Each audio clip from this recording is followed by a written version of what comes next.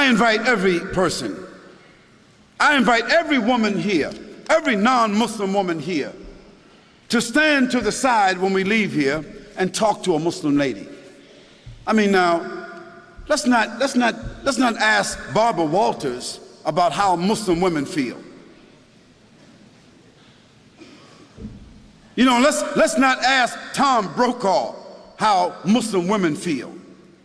Let's not ask CNN, ABC, Fox. Let's not ask the London Times or the Australian Times.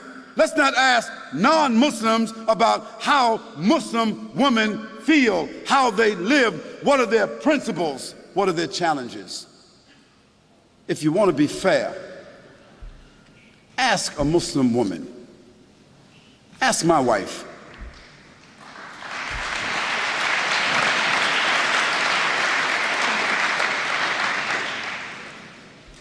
Ask my mother. You see, ask a Muslim woman that knows her religion, who has a relationship with her Creator, who is stable in her society, understanding her responsibilities, her relationships. Ask her. And after that, I think you should be fair, that you don't need to ask someone else. But the problem is, no one really wants to ask Muslim women. We want to take pictures of women in Afghanistan, and pictures of women in Palestine, and pictures of women in Pakistan, and pictures of women over here, and we want to listen to what people say about female circumcision, as if Muslims got women, 1,000, 10, 30,000, 40,000 Muslim women all over the world is being circumcised. Some crazy Steven Spielberg stuff.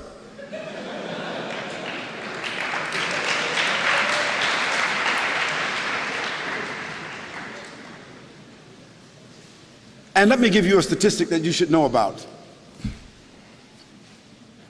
If you take a quota in this room right here, I'll tell you this. Most every Muslim woman in this room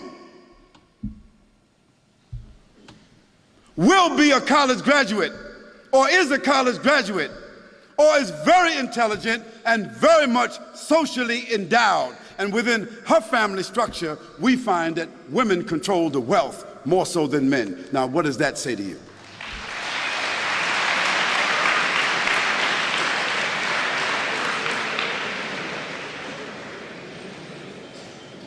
Now, where you find women oppressed, women exploited, women mistreated among Muslims, that is because those Muslims themselves are not representing the principles of the religion. And in every religion, you've got black sheep.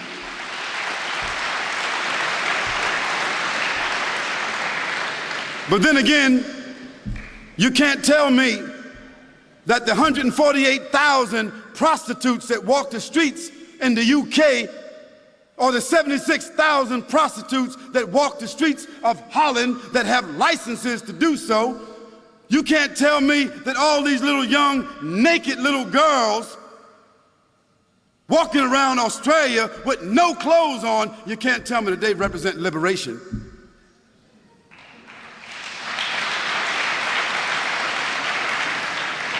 You can't tell me that the 2,350 abortions, murders that take place with these young women, you can't tell me that that represents sophistication. You can't tell me that that represents liberation. You can't tell me that a naked woman sitting on a chocolate bar, a naked woman selling everything, toothpaste, everything, you can't tell me that doesn't represent exploitation. So let's put things in context. Let's talk about things correctly, and let's be fair, and let's be objective. We can talk about that a little bit more if you want to. And let me give you one more statistic. One more. prostitution, venereal disease, abortion, and pedophilia. And this horrendous number of children being raped and kidnapped that exists in the Western world. It is almost unheard of in the Muslim world.